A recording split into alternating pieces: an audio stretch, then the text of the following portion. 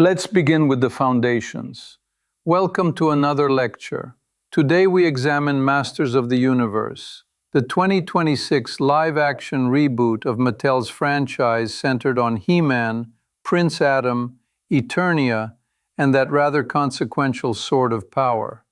I am Professor Alexei. We will proceed with clarity, a modest sense of humor, and, if you will, a sturdy respect for footnotes. Hi everyone, I'm Priyanka. I'm excited and, kind of curious to see how a toy line became a 2-decade journey to a modern film. To frame our discussion, Masters of the Universe is a multimedia franchise created by Mattel. It features Prince Adam, who, upon invoking the power of Castle Grayskull, becomes He-Man to defend Eternia against Skeletor. The 2026 film, directed by Travis Knight, is a sword and sorcery narrative, which, in simpler terms, means heroic combat plus magic, steel and spells in roughly equal measure. The Sword of Power functions as a conduit, Castle Grayskull as a mystical wellspring. The film reestablishes these icons while situating Adam's origin partly on Earth before returning to Eternia's palaces, caverns, and battlefields. I'm curious about the production side. Like, how do we actually see Eternia on screen? Is it mostly computers or mostly real places dressed up as another planet? It's important to understand that modern fantasy relies on hybridization. Production designer Guy Hendrix Dias and costume designer Richard Sale established tactile forms. Cinematographer Fabian Wagner captures those forms across Sky Studios Elstree, Bray Film Studios, and UK locations such as Canary Wharf, Wells Cathedral, Wookie Hole Caves, and Beer Quarry Caves. Visual effects supervisors Tim Burke and David Vickery then orchestrate ILM, DNEG, Rodeo FX, Cinesight, Untold Studios, and host VFX to extend sets, create creatures like Beastman and Cringer, and realize energy interactions such as Skeletor's Havoc Staff. Editing by Paul Rubel mediates between live-action plates and CG augmentation so that Eternia feels physically coherent. As we observe, the effect is less a digital wallpaper and more a mathematically consistent composite world. Moving forward, why does this matter? Reboots of legacy brands, especially toy lines, constitute a durable industrial strategy.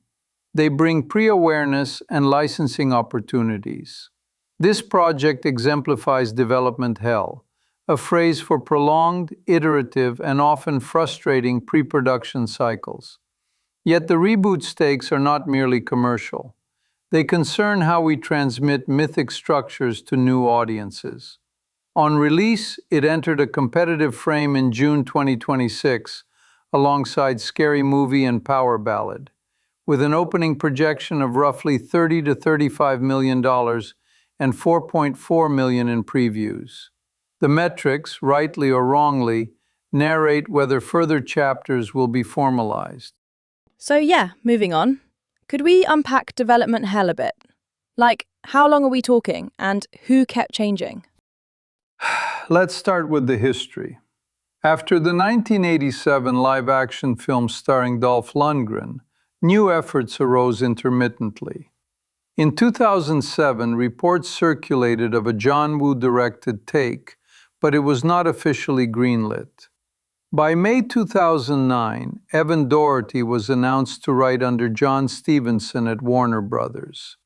In September 2009, the rights shifted to Sony. Producers at Escape Artists began anew. April 2010 brought Mike Finch and Alex Litvak. Late 2012 saw John M. Chu in talks. Richard Wenk rewrote in October 2012. In March 2013, Chu described a non-campy origin. By October 2013, Terry Rossio wrote, and the setting leaned decisively toward Eternia. January and February 2014 featured expansive director shortlists. April 2014, Jeff Wadlow rewrote. In August 2015, Christopher Yost took a pass. January 2016, McGee boarded. June 2016, Kellen Lutz met about He-Man. April 2017 set a December 2019 date. McGee exited. David S. Goyer rewrote. Then by December 2017 was reported to write and direct. In February 2018, he stepped away from directing, and per accounts, his epic scale draft was deemed too costly. April 2018 brought the Nee brothers. January 2019, Art Markham and Matt Holloway wrote. March 2019, Noah Centineo attached, and later, in April 2021, departed. January 2022, Netflix acquired the project. Kyle Allen was cast. October 2022, he trained extensively. Then in July 2023, Netflix canceled after reportedly spending about $30 million. By November 2023, Amazon MGM emerged. From February to May 2024, Travis Knight and Chris Butler aligned. Mid-2024, Nicholas Galitzine joined as Adam, followed by Camila Mendes as Tila, Alison Brie as Evil Lynn, and Jared Leto confirmed as Skeletor in December. Principal photography ran from January 2025 to mid-June 2025. Sony later took international distribution, while Amazon MGM handled the US. The premiere occurred in May 2026 at the TCL Chinese Theater, and the US release followed in June 2026. That's a lot of drafts and doors. Key cast for the finished film include Nicholas Galitzine as Prince Adam and He-Man, Jared Leto as Skeletor, Camila Mendes as Tila, Idris Elba as Man-at-Arms, Alison Brie as Evil Lynn, and Morena Baccarin as the Sorceress. There's also Kristen Wiig as Roboto, which is a funny and clever choice. And then there's Dolph Lundgren's cameo on Earth, and a mid-credits appearance by Lauren Salieu as Adora, or She-Ra, pointing to future stories. Indeed, and it is worth noting James Purefoy as King Rander, Charlotte Riley as Queen Marlena Glenn, and voice and performance work such as Gary Martin for Beastman, Tom Wilton as the voice of Cringer Battlecat, and Christopher Ragland as Orko, who appears in a post-credits context. The Earthbound chapter features Oklahoma City and a comic store as narrative waypoints, while production pragmatically used Canary Wharf and other UK locations to stand in for Earth spaces. This is, as it were, cinematic cartography by substitution.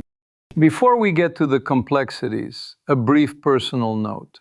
As a chess player, I am fond of positions where a piece appears inert until one recognizes a latent line. The film's thesis that the power is within Adam, rather than in the sword alone, reads like discovering an unguarded file. We as viewers observe a tactical revaluation of agency. The blade is a vector, not the source. This brings us to three guiding questions for today. First, how did the film overcome nearly 2 decades of development hell? Second, counterfactually, what if Netflix had not canceled the project in 2023? Third, what does this reboot signal about future franchise adaptations and possible universes anchored to Eternia and beyond?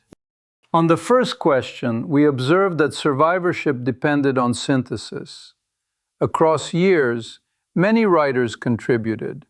The final WGA-credited screenplay is by Chris Butler, Aaron Nee, Adam Nee, and David Callahan, with story by Adam Nee, Aaron Nee, Mike Finch, and Alex Litvak.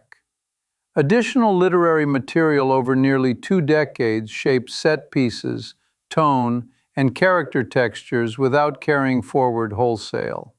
The decisive transition came when Amazon MGM unified direction under Travis Knight in 2024.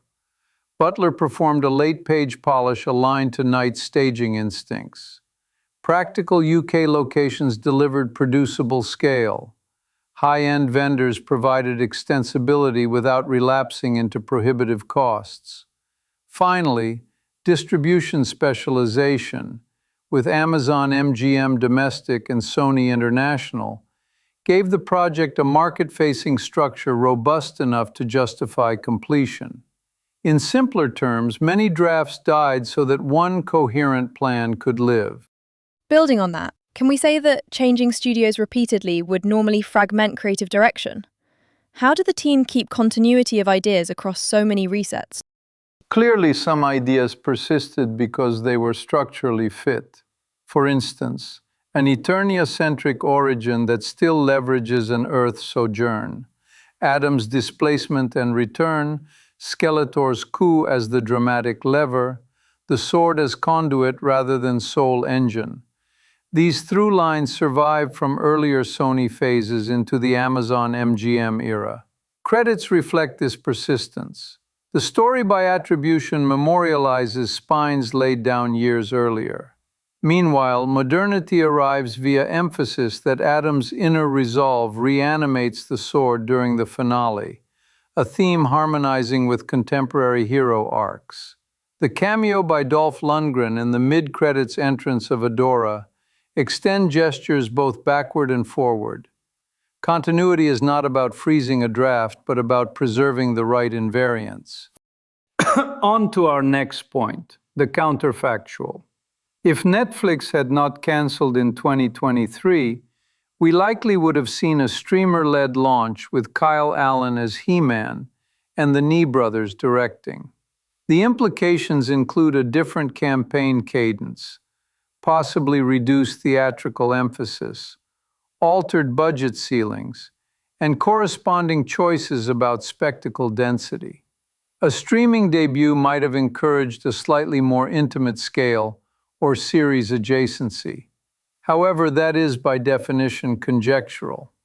What we can infer is that the eventual Amazon MGM version prioritized a theatrical silhouette, leaning on UK locations, premium vendors, and a sonic identity by Daniel Pemberton, in collaboration with Brian May of Queen, to court both nostalgia and the multiplex. I often think budget is the invisible protagonist. How directly did money shape the finished film's form, compared to that alternate path? Fundamentally, budget is constraint and muse. When a prior Goyer draft was reportedly deemed too expensive because it resembled The Lord of the Rings in scope, the project recalibrated. Netflix's reported $30 million in development without green light evidences how economics can arrest motion.